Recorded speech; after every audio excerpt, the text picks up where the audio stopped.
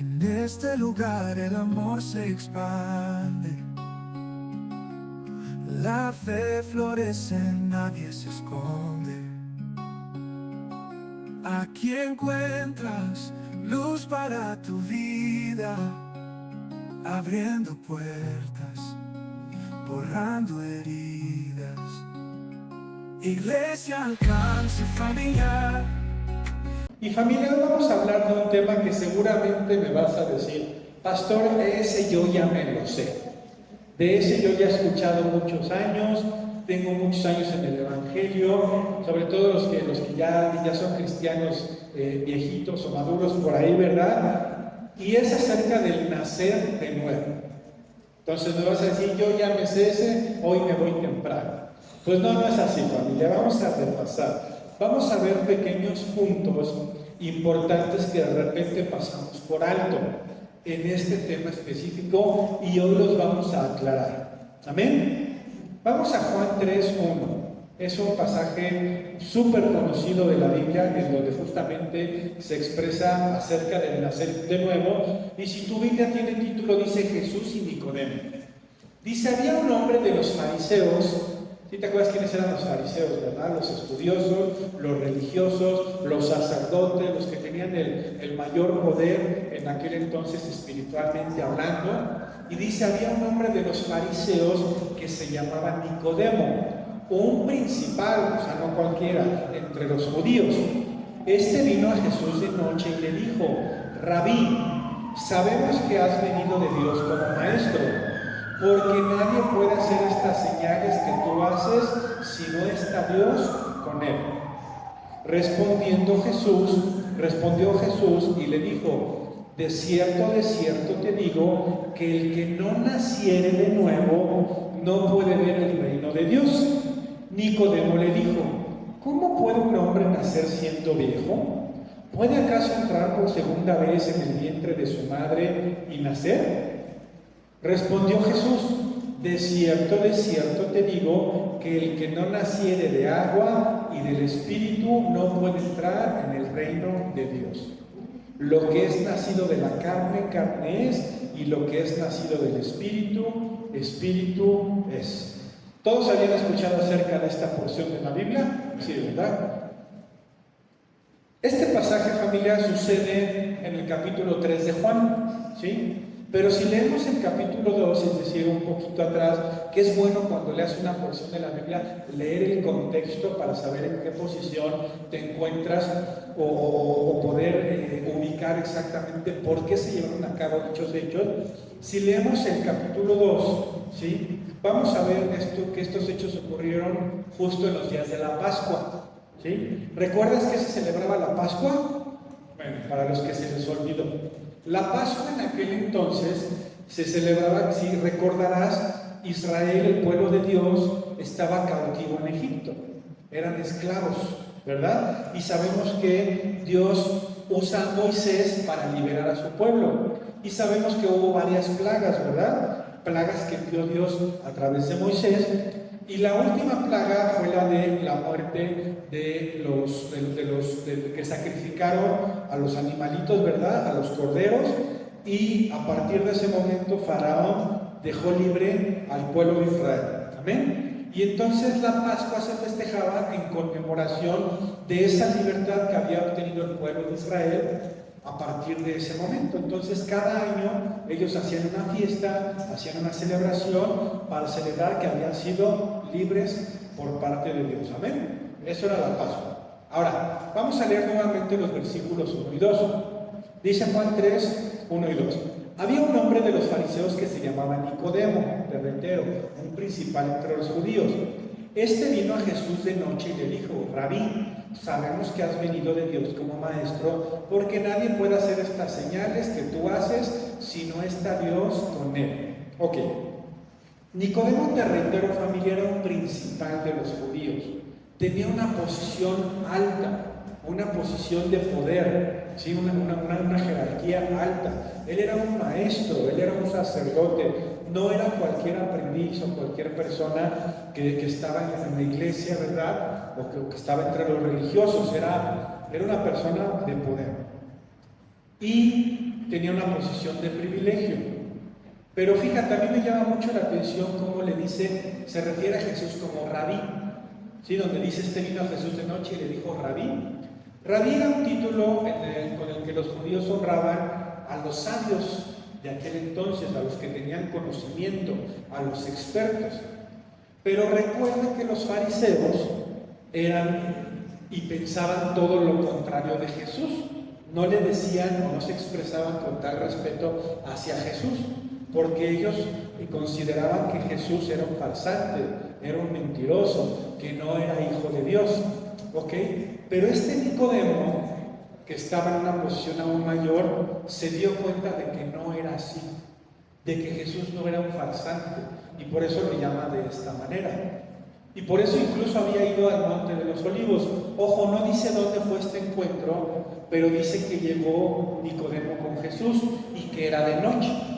Si leemos la Biblia vamos a ver que Jesús acostumbraba a ir al Monte de los Olivos, ¿sí?, a orar en las noches. Y entonces por eso creemos, o creen los estudiosos pues, que Nicodemo fue hasta ese lugar, subió a un monte para ir a buscar a Jesús. Ahora, ¿qué hace que este hombre Nicodemo se dé cuenta de quién era Jesús? ¿Por qué se dio cuenta de quién era Jesús? Te comentaba hace un momento que estábamos en la época de la Pascua, ¿ven? ¿Te acuerdas que te dije? Era cuando se celebraba la Pascua. Y mi comentario, familia, es porque Jesús había ido a esta fiesta toda su vida. Él iba a la Pascua cada año a celebrar la Pascua, era una tradición de los judíos. Y no era que algunos se quedaban y otros no, era obligatorio, por así decirlo, porque era una fiesta en la cual se daba gracias a Dios por esa libertad. Entonces, Jesús iba a la Pascua, a celebrar la Pascua cada año durante toda su vida, desde que era niño. De hecho, si leemos en alguna porción de la Biblia, vemos que una vez se les olvidó a sus papás, no sé si recuerdas, sus papás se agarraron de regreso y se les había olvidado Jesús cuando era niño, y lo encontraron después, se regresaron y vieron que estaba en el templo, ¿no? Entonces, ¿qué pasó? ¿Por qué, si Jesús había ido cada año, por qué este año, cuando Nicodemo se da cuenta, qué había pasado? Porque Jesús iba en una situación o en una posición diferente. ¿Ok? ¿Qué cambió en ese año? ¿Qué sucedió para que en ese año Jesús fuera reconocido por Nicodemo e hiciera cosas diferentes? Y lo vamos a ver en algunos sucesos antes de llegar a Juan 3, que es con lo que empezamos leyendo. Si vamos a Juan 1 del 32 al 34, es decir, un poquito antes, dice: también dio Juan testimonio. Juan es Juan el Bautista, ¿amén?, el que bautizaba, que era primo de Jesús. Dice: también dio Juan testimonio diciendo: vi al Espíritu que descendía del cielo como paloma y permaneció sobre él. Y yo no le conocía, pero el que me envió a bautizar con agua, aquel me dijo: sobre quien veas descender el Espíritu y que permanezca sobre él, ese es el que bautiza con el Espíritu Santo. Y yo le vi y he dado testimonio de que este es el Hijo de Dios. Ok, ¿qué sucede antes de esa Pascua, de ese año específico? Jesús fue bautizado, ok, fue bautizado en agua, pero lo más importante es que dice: sobre quien veas descender el Espíritu y que permanezca sobre él, ese es el que bautiza con el Espíritu Santo. Entonces, Jesús es bautizado por Juan el Bautista y desciende el Espíritu Santo sobre él. Amén. Esa es una de las principales cosas que cambió ese año. Ese año, unos días antes de la Pascua, Jesús fue bautizado en agua, pero principalmente y lo más importante es que el Espíritu viene sobre él. Amén. Ese es punto número 1. Punto número 2. Jesús comienza a enseñar. ¿Sí? Vemos unos versículos antes que Jesús toma autoridad y empieza a juntar a sus discípulos. ¿Recuerdas? Que dice en la Biblia que pasaba por uno y le decía: sígueme, ven conmigo. Y empezó a armar su equipo de discípulos. Pero no nada más era que los juntó y ya los sentó por ahí, sino que les empezó a enseñar. empezó a darles instrucciones. Amén. Entonces, ¿qué otro punto hacía diferente esa situación en ese momento que Jesús empezó a enseñar? Ese sería el punto número 2. Ok, punto número 3. Jesús comenzó a hacer señales y prodigios. ¿Te acuerdas de las bodas de Caná? En Juan 2, a partir del 1 dice: al tercer día se hicieron unas bodas en Caná de Galilea, y estaba allí la madre de Jesús. Y fueron también invitados a las bodas Jesús y sus discípulos. Y faltando el vino, la madre de Jesús le dijo: no tienen vino. Jesús le dijo: ¿qué tienes conmigo, mujer? Aún no ha venido mi hora. Se refería al comienzo de su ministerio. Dice: su madre dijo a los que servían: haced todo lo que él os dijera. Y estaban ahí 6 tinajas de piedra para agua, conforme al rito de la purificación de los judíos, en cada una de las cuales cabían 2 o 3 cántaros. Jesús les dijo: llenad estas tinajas de agua, y las llenaron hasta arriba. Entonces les dijo: sacad ahora y llevadlo al maestresala, y se lo llevaron, o sea, como al capitán de meseros, el que había organizado el evento. Cuando el maestresala probó el agua hecha vino, sin saber él de dónde era, aunque lo sabían los sirvientes que habían sacado el agua, llamó al esposo y le dijo: todo hombre sirve primero el buen vino, y cuando ya han bebido mucho, entonces el inferior. Mas tú has reservado el buen vino hasta ahora, el vino de calidad. Este principio de señales hizo Jesús en Caná de Galilea, y manifestó su gloria, y sus discípulos creyeron en él. ¿Ok? Este es el primer milagro que hace Jesús, con el que comienza su ministerio, ¿sí? Convierte el agua en vino. Entonces, por eso te decía que el tercer punto, o la tercera cosa diferente que tenía Jesús en ese momento, es que comenzó a hacer señales y prodigios.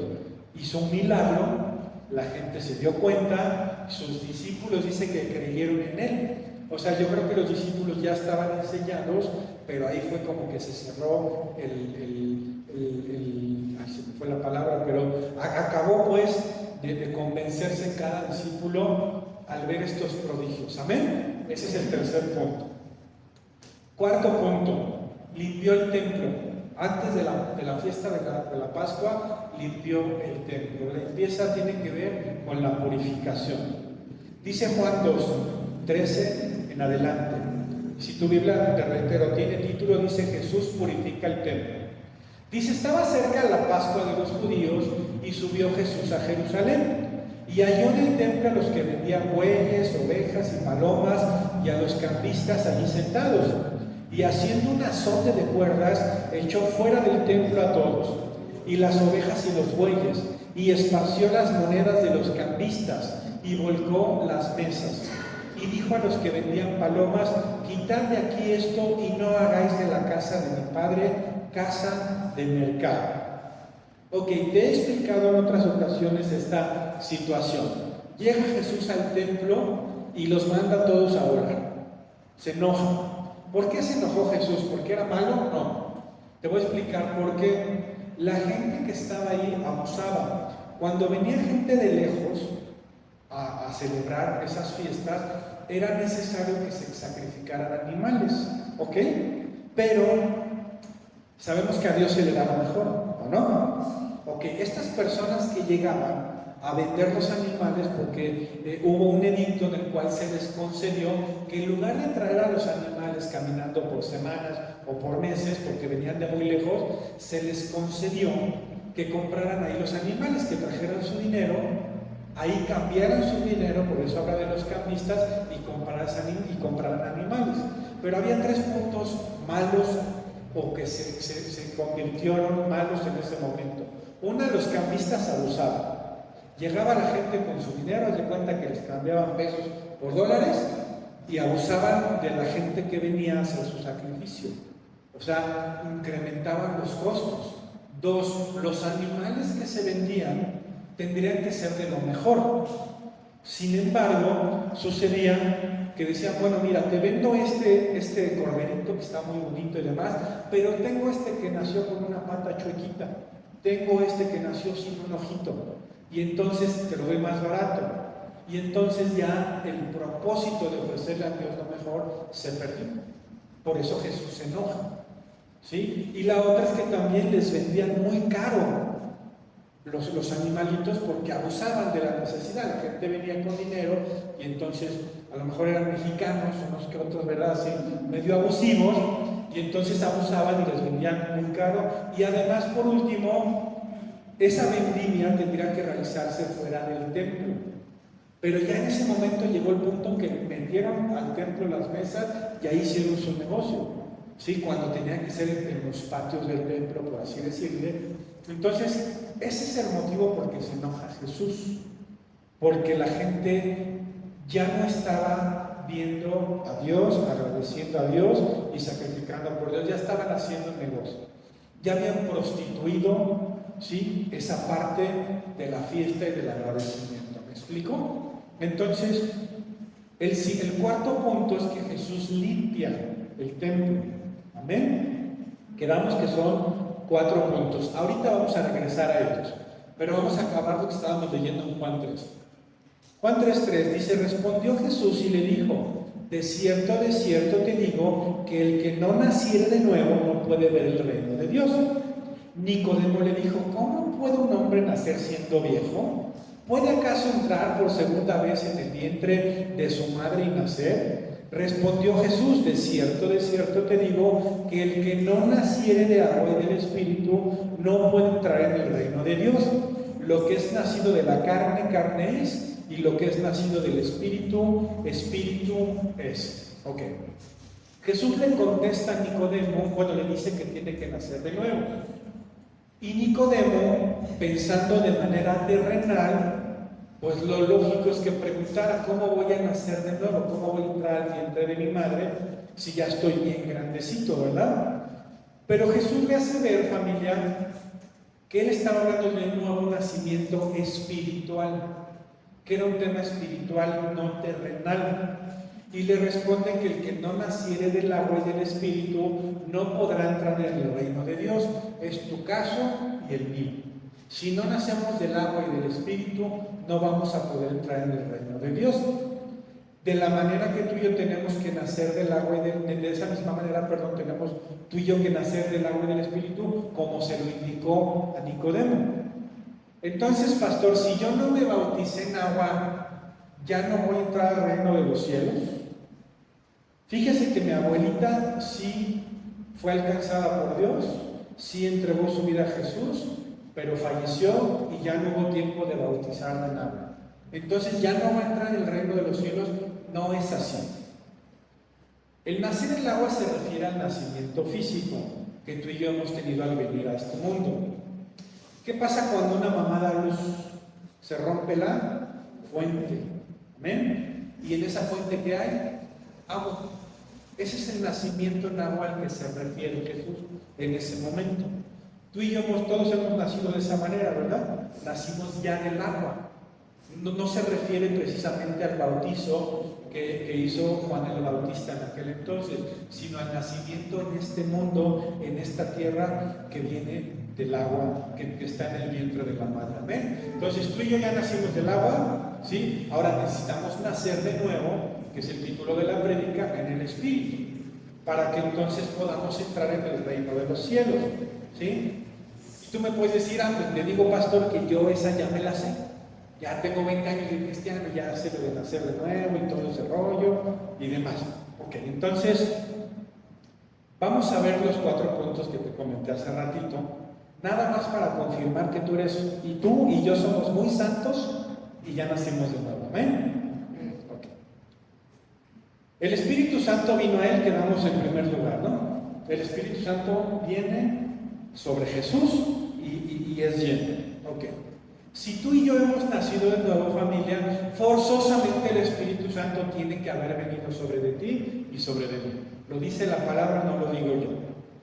No me refiero únicamente a lo que puedes sentir en este lugar el domingo.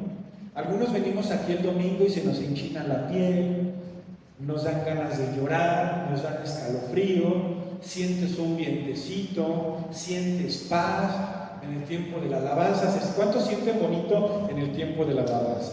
Porque, ¿sabes por qué? Porque el Espíritu Santo está aquí, porque su presencia está en este lugar. Pero no es a lo que me refiero acerca de que el Espíritu Santo venga y more en ti, porque eso es aquí unos minutos, ¿sí? Yo me refiero a cuando el Espíritu Santo viene, mora en ti, quita la venda de tus ojos, ¿sí? Y tus ojos espirituales son abiertos en todos los ámbitos de tu vida, no nada más que sientes bonito aquí, ¿sí? Porque, familia, forzosamente, si el Espíritu Santo ya vino a ti, tendrías que estar actuando de una manera diferente. No sé cuántos años tengas de cristiano. Yo tengo 24 años de cristiano y yo no me comporto como lo hacía antes de ser cristiano, porque vino el Espíritu Santo y me cambió. Porque si no hay ningún cambio, familia, entonces no ha habido un nuevo nacimiento. Si sigues tratando mal a la gente, si no tienes misericordia por tu prójimo, si sigues con tu carne amargado todos los días, si te sigues robando los cambios, si le sigues siendo infiel a tu pareja, aplica física y virtualmente, porque no me digas, no, si es por Facebook no hay bronca. No, es igual, es una infidelidad. Si sigues maltratando a las personas que viven en tu casa, si no honras a tus padres, si sigues diciendo mentiras, si sigues diciendo las mismas malas palabras, ojo, aquí tenemos algunas ovejitas que me han dicho, pastores, que yo digo menos groserías, está bien, pero ya empezó un cambio. Pero si yo dijera ahorita las mismas groserías que hace 25 años, cuando yo era el más vulgar de mis conocidos, ¿verdad? Entonces, ¿qué cambio habría en mí? Si el Espíritu Santo, si tú ya naciste de nuevo y el Espíritu Santo mora en ti, no tendríamos que estar pasando por estas situaciones. Amén. Y valdría la pena, familia, hacer una autoevaluación y que pensemos si realmente hay un cambio notable en nuestras vidas. Porque puede ser, familia, hay personas que pueden tener 10 o 20 o 30 años de ir a la iglesia y no hay un cambio. Y tristemente, puedes ir a calentar la silla durante 30 años a la iglesia, sí. ¿Y por eso te vas a convertir? No. Yo tengo un dicho, así como el ir todos los domingos a la iglesia no te convierte en cristiano, tampoco por ir todos los domingos a McDonald's te convierte en hamburguesa, ¿verdad? No importa que vayas religiosamente todos los domingos, si no ha habido un cambio en ti, si no hemos nacido de nuevo. Jesús cambió, te fijas de que te acabo de leer, te estoy hablando de que Jesús tuvo un cambio de actitud, un cambio de posición, un cambio de autoridad debido a ese toque del Espíritu Santo, a pesar de que Él era Dios. No te estoy diciendo que Jesús era pecador y dejó de pecar. Jesús no pecó y tenía la misma condición que tú y yo de hombres, de seres humanos, y también tenía las mismas pruebas y las mismas luchas que tú y que yo. Pero Jesús aún así cambió después de este toque. Ahora, nosotros hemos cambiado, porque hay veces que nada más nos ponemos el traje de cristiano los domingos. El domingo venimos, Dios te bendiga, hermano, en el nombre de Jesús. Pero toda la semana, ¿cuál es nuestro comportamiento? Mi familia no es juicio. Yo no te juzgo a ti, ¿sabes por qué? Porque yo no soy nadie para juzgar. El único juez está allá arriba. El único juez es nuestro Dios. Pero si le preguntáramos a los de tu casa, con los que vivimos, que son los que realmente nos conocen, ¿verdad? ¿Crees que ellos podrían confirmar un cambio en tu vida? Porque incluso en la palabra, el otro día te leía, hay una porción en donde dice que el que anhela obispado que decía yo que no nada más es el pastor, porque todos somos sacerdotes en nuestras casas, esa es la posición que Dios nos puso, pero hay ciertas normas o ciertos reglamentos o lineamientos que deberían de seguirse. Y de los más importantes que habla es de la casa, porque yo puedo ser en la calle un varón perfecto y la gente me ve pasar y puede decir, ahí va el pastor, hasta desde aquí se le ven las alitas, ¿no? Pero ¿sabes quién te va a decir quién soy yo en realidad? Mi esposa y mis hijas. Ellas saben quién soy, porque con ellas vivo todos los días. Entonces, valdría la pena pensar un poquito que si les pregunto a los de mi casa, ¿realmente podrán confirmar que yo nací de nuevo? ¿O sigo con las mismas fallas y los mismos pecados de hace 20 años? ¿O los años que tengas de cristiano? ¿Amén? ¿O no amén? Ok, nos faltan 3. En este tienes 10 o tienes 5, no sé, te autoevaluarás tú. Jesús comienza a enseñar, ¿ok? Te dije que junta a su equipo, arma su equipo de discípulos y comienza a enseñar. Y los empieza a llevar, a guiar, ¿verdad? Ahora bien, yo te pregunto a ti, ¿le estás enseñando a alguien? ¿Le estamos hablando de Jesús a alguien de los que nos rodean, de nuestro entorno, en casa, trabajo, escuela? ¿O creemos que solo es chamba del pastor compartir la palabra? Porque de repente decimos, no, pues es el pastor, ¿para qué fue pastor? ¿Quién lo mandó a ser pastor? Él quería, ¿no? ¿Estás compartiendo con alguien en tu trabajo acerca de lo que Jesús hizo en tu vida? Porque me puedes decir, no, yo no sé, pastor, yo no he estudiado teología y no tengo mucha información. Pues lee. Ese sería el punto número 1. Si tú lees la Biblia, vas a saber lo mismo que yo. Así voy a saber si lees la Biblia. Pero es muy fácil compartirle a los de tu entorno. Diles lo que Dios ha cambiado en tu vida, lo que Dios ha hecho en tu vida. ¿De qué te ha librado Dios? Te reitero, no es solo chamba del pastor, familia. Le compartes a alguien en la calle, yo sé que me puedes decir, no, es que me da pena. A todos nos da pena, a mí no me encanta, a mí me da pena. Cuando hemos ido al hospital y llegamos y me paro y les digo, me da pena, sí, y soy pastor, sí, y tengo muchos años del Evangelio, sí, y me sigue dando pena, sí. Pues es normal, es un sentimiento, es una emoción, pero no quiere decir que no lo hagamos. Le compartes a alguien en la calle, enseñas en tu casa, no importa si tu posición es de abuelito, de padre, madre, de hijo, de nieto o la posición que tengas, les estás enseñando a los de tu casa con tu testimonio a obedecer a Dios, a orar, a dedicarle un tiempo a leer la Biblia. Estás dando enseñanza a través de tu testimonio, familia, porque te estoy hablando de compartir, de abrir la boca, de enseñar lo que tú has recibido, pero con tu testimonio, con tu forma de ser, con tu día a día, le estamos mostrando a los de alrededor nuestro ejemplo para que aprendan sin hablar a hacer las cosas como Dios quiere que las hagamos. ¿Le estás enseñando a los demás que van en el tráfico a no pasarse el alto? Aquí hay semáforos en Pachuca donde si te paras y está el rojo, el de atrás te toca, porque están acostumbrados que como que ese semáforo es de chocolate. No sé, hay uno por allá por la verdad de Plaza Bella, que yo siempre me paro ahí y siempre me lamentan. En el nombre de Jesús no, pero me lamentan porque están acostumbrados a que ese semáforo se pasa, pero yo no me lo paso. Si no le gusta el de atrás, pues con la pena.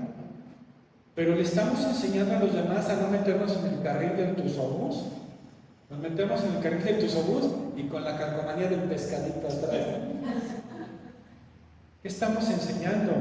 Y vuelvo a lo mismo, no me digas, pastor, es que yo soy nuevito, yo no sé hablar.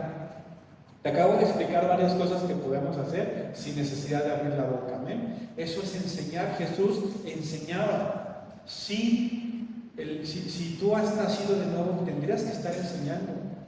No es solo chamba del pastor. Eso deja ver nuestro nuevo nacimiento, familia. Te reitero, este es un tema en el que seguramente has escuchado muchas veces del nuevo nacimiento, ya te lo sabes. Pero, y además podemos pensar, pero no hay nada que aprender. Pero no es así. Vayamos calificándonos, familia, para ver si realmente hemos nacido o no de nuevo. Porque si Jesús hizo estas señales, si llevó a cabo estos 4 puntos, nosotros también deberíamos de estarlo haciendo. Punto número 3, Jesús comienza a hacer señales y prodigios. Jesús comienza a hacer milagros. Lo vemos en las bodas de Caná que te acabo de leer, ¿verdad? Ahora bien te pregunto, ¿estás haciendo señales y prodigios? ¿Tú? No, pastor, esa es chamba de usted. ¿Cómo voy a hacer? ¿Cómo voy a echar yo fuera demonios? ¿Cómo voy a imponer manos para que alguien sea sanado? Yo no hago milagros, pastor, yo tampoco hago milagros. Hay uno que los hace. Ese que nos dijo te amo de verdad, como decía en la alabanza, ¿verdad? Yo tampoco sé hacer milagros, familia. Yo pongo las manos, lloro y el que se encarga es Dios. Pero Dios nos quiere usar, a ti y a mí. Marcos 17. Pon atención. Y estas señales seguirán a los que creyeren. ¿Tú crees en Jesús? En mi nombre echarán fuera demonios, hablarán nuevas lenguas, quitarán serpientes, y si bebieren cosa mortífera no les dañará. Sobre los enfermos pondrán sus manos y sanarán. Y el Señor, después que les habló, fue recibido arriba en el cielo y sentóse a la diestra de Dios. Y ellos saliendo, predicaron en todas partes, obrando con ellos el Señor y confirmando la palabra con las señales que se seguían. ¿Amén? ¿O no amén? No me digas, es que esto se lo dijo a sus discípulos. Tú eres un discípulo. Hay 2 tipos de cristianos, el creyente y el discípulo. El creyente es el que cree en Dios. Y si tú le preguntas al de enfrente, ¿crees en Dios? Te va a decir, sí, crees en Dios. Sí, creo en Dios. No hay gran diferencia. Pero nosotros somos discípulos. Tú y yo somos discípulos de Jesús, de Dios. No solo eres hijo de Dios, eres discípulo de Dios. Un discípulo es un aprendiz. ¿Estás aprendiendo aquí? Lo que te digo, aprendes cuando ves prédicas, aprendes cuando lees la Biblia. Ok, eres un aprendiz de una persona a la cual se sigue. Seguimos a Jesús, ¿verdad? Aprendemos de nuestro Maestro. Entonces Jesús quiere que hagas señales y prodigios, no nada más el pastor. Oiga, pastor, venga a orar por mi hijo. Con todo el gusto del mundo voy, pero ora tú. Tú tienes el poder de sanar con el respaldo de Dios, no porque nosotros seamos los sanadores.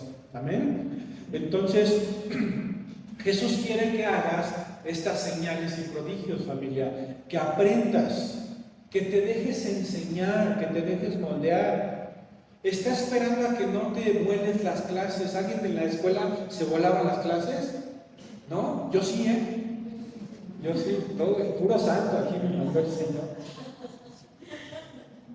Yo sí me las volaba y me iba de pinta también cuando podía. Tú eres un discípulo, familia, pero es cuestión de que quieras entrar a clases, de que no te vayas de pinta. Vivimos en una época, familia, en la cual hay más información que nunca. El día de hoy es cuando más Biblias se imprimen y más Biblias traemos en el celular. Son millones de descargas en las Biblias, pero hay quienes la descargamos y ni la abrimos. Ya ni me acuerdo dónde quedó esa aplicación. Hay muchísima información en internet, hay una cantidad de prédicas, ¿sí? Y hay mucha desinformación también, Si quieres ver prédicas en internet, pregúntanos. Porque luego hay quienes ven prédicas en internet que no tienen nada que ver con la Biblia. Y luego nos creemos todo porque no leemos la Biblia. Entonces, pues, obviamente no cuadra, ¿verdad? Pero vivimos en una época que información hay de sobra. Pero ¿sabes qué es cuando la gente lee menos la Biblia? Puede haber millones y millones de Biblia, pero la gente lee el Facebook todo el día, o ve TikTok todo el día, o ve Instagram todo el día, y no leen la Biblia. Jesús quiere que leas tu Biblia para que aprendas. Jesús quiere que nos dejemos enseñar. Si has nacido de nuevo, familia, tendrías que estar haciendo señales y prodigios. Respaldado por Dios, sí. ¿Por cuántas personas has orado últimamente, familia? ¿Con cuántos te ha usado Dios para sanar en los últimos meses? ¿Cuántas veces has orado por tu casa y reprendido y echado fuera demonios? De repente abrimos puertas en nuestra casa, ¿verdad? Ah, voy a ver una película de terror, eso es una puerta. ¿Has orado por tu casa? Tú tienes el poder de echar fuera demonios. Dice que si comes cosas mortíferas no te pasará nada. ¿Cuántos sabemos que ni siquiera oramos por los alimentos? No es juicio, de verdad, no te me vayas a enojar. No es juicio. Pero cuando estamos cerca de la gente del trabajo, de la oficina, ¿verdad? O si estás en un restaurante, ¿te da penita orar? A mí no me da pena orar. Pero a algunos nos da pena. A mí antes sí me daba pena, por cierto. O sea, hubo una temporada cuando recién llegué a los pies del Señor, le estoy diciendo que tengo 24 años de cristiano, y al principio pues sí me daba pena, ¿no? Y más con los del trabajo, y que son bien vulgarzotes, ¿no? O sea, sí me daba pena, sí, está bien, pero bueno, fue un proceso. Pero dice que cosa mortífera no te hará daño, no te vas a morir, no te vas a enfermar, pero ni siquiera oramos por los alimentos. Y el orar por los alimentos, y a lo mejor ese alimento venía mal, pero no te hace mal. Eso es un prodigio, eso es una señal. ¿Por qué? Porque oraste. Y por último, Jesús limpió el templo. Cuarto punto, amén. Ok. ¿Cuál es tu templo? No, pastor, aquí está limpiecito. ¿Qué voy a limpiar? ¿Qué voy a barrer? Si está limpiecito, bueno, gracias a Dios nos lo entregan así los domingos, ¿verdad? Dice 1 Corintios 6:19, ¿o ignoráis que vuestro cuerpo es el templo del Espíritu Santo, el cual está en vosotros, el cual tenéis de Dios y que no sois vuestros? ¿Cuál es tu templo? Tu cuerpo. ¿Cómo lo limpias? ¿Cómo lo purificas? No, pastor, yo ahí tengo 10. Me baño todos los días, me lavo mi boquita como ping-pong, ¿verdad? Hasta me perfumo. Y te felicito porque la verdad es que qué bueno que te perfumes, porque luego leemos a León Rugiente aquí, ¿verdad? Bueno, aquí no tanto, pero en Veracruz, no, es que es en serio, sudas todo el día. Entonces, por ejemplo, nosotros que estuvimos muchos años como decanes en la puerta, pues llega la gente y todo el mundo te saluda de beso, ¿no? Pero ese saludo de beso era escurrida así de sudor, de hermanos cristianos. A ver si no me ve alguno ahí en la predica, ¿verdad? Pero bueno, así es. Y así ahí tienes que bañarte diario, no te puedes no bañar, dejarte de bañar un solo día. Pero no tiene que ver con eso la purificación, la limpieza de tu cuerpo, familia. Está bien que lo hagas, pero no tiene que ver con la purificación espiritual de la cual te estoy hablando. Como varones purificamos nuestros ojos, o la primer chamacona que pasa, ahí se nos cae la baba. Te digo porque me cuesta trabajo, ¿eh? Yo sé que aquí hay damitas preciosas, hermosas, que no nos entienden, pero como varón es muy complicado, ¿eh? De verdad te lo digo, voltear a ver, dejar de voltear a ver es súper complicado, pero es parte de purificar nuestros ojos. ¿Purificas tu mente? ¿O andamos maquinando de qué manera hacemos una tranza, o molestamos a alguien, o nos vengamos de alguien, ¿verdad? O cómo vengarte de tu marido porque volteó a ver a la muchachona del párrafo anterior. ¿Purificas tu lengua? ¿O en tu casa y tu trabajo todos son chinches, moscas, cucarachas, piojos, pulgas? Si pasa el pastor por afuera de tu casa, ¿qué va a escuchar? Puras mentadas de mamá. La lengua. ¿Andas en el chisme? Santiago 3:5 dice, así también la lengua es un miembro pequeño, pero se jacta de grandes cosas. He aquí cuán grande bosque enciende un pequeño fuego, y la lengua es un fuego, un mundo de maldad. La lengua está puesta entre nuestros miembros y contamina todo el cuerpo, e inflama la rueda de la creación, y ella misma es inflamada por el infierno. Lo dice la Biblia. Porque toda naturaleza de bestias y de aves y de serpientes y de seres del mar se doma y ha sido domada por la naturaleza humana. Pero ningún hombre puede domar la lengua, que es un mal que no puede ser refrenado, llena de veneno mortal.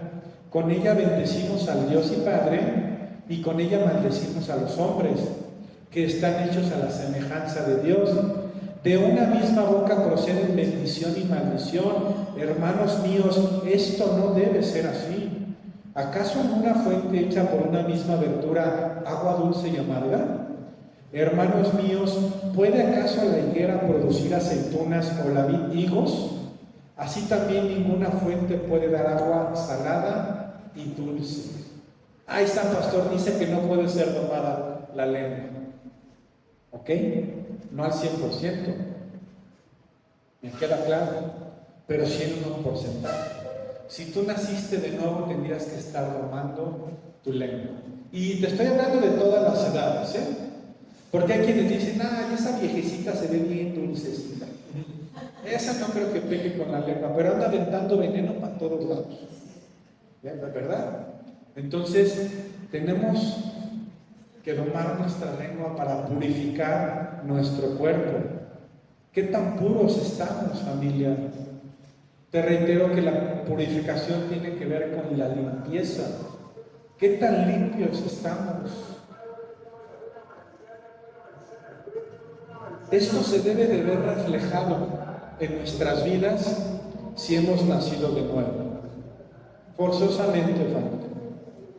Y no te estoy juzgando de verdad, ni pretendo hacerte sentir mal, ni pretendo confrontarte. Es palabra de Dios, es palabra del Señor. Yo aquí solamente soy un burrito que Dios pone para poderte hablar, compartir, tratar de explicarte. Pero la realidad es que esta palabra proviene de Dios, y en base a estos 4 puntos, valdría la pena analizar si hemos nacido de nuevo. Porque sabes que de repente llegamos a la iglesia, se nos disimula, se nos explica y tomamos las cosas como a la ligera porque somos nuevecitos, y pasan los años y los años y los años y son cosas que ya das por hecho, ¿no? El nacer de nuevo, sí, pues yo ya sé qué es eso, es nacer del Espíritu, ¿no? Está bien, pero ¿lo vives en tu día a día? ¿Tus actos dejan ver tu nuevo nacimiento espiritual? ¿Realmente, familia? Porque este es un punto que a mí me impactó, porque todos podemos calificarnos con 10, ¿no? Ya nacimos de nuevo, ya somos cristianos, ¿no? Con eso es suficiente, no es suficiente. Hay gente que a lo mejor puede decir, bueno, yo soy cristiano porque nací con padres cristianos, porque nací en una comunidad cristiana y ya por eso soy cristiano, pero sus actos dejan ver que no es así.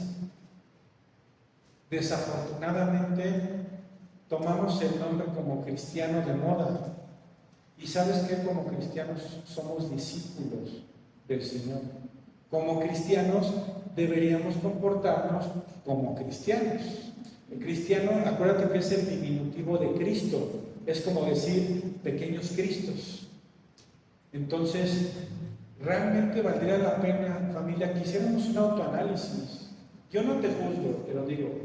Normalmente la palabra que yo te predico el domingo, yo me la tengo que aplicar antes.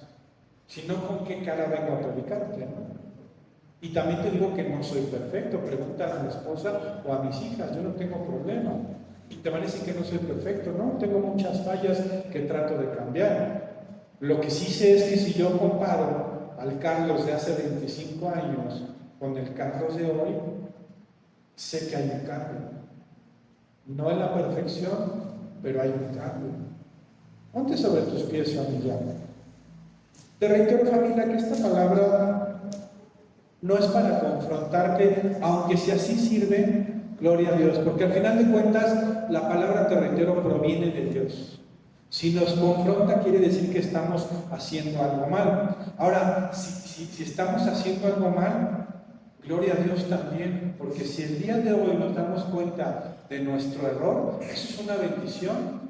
Y más bendición que tenemos un Dios de segundas, terceras y cuartas oportunidades.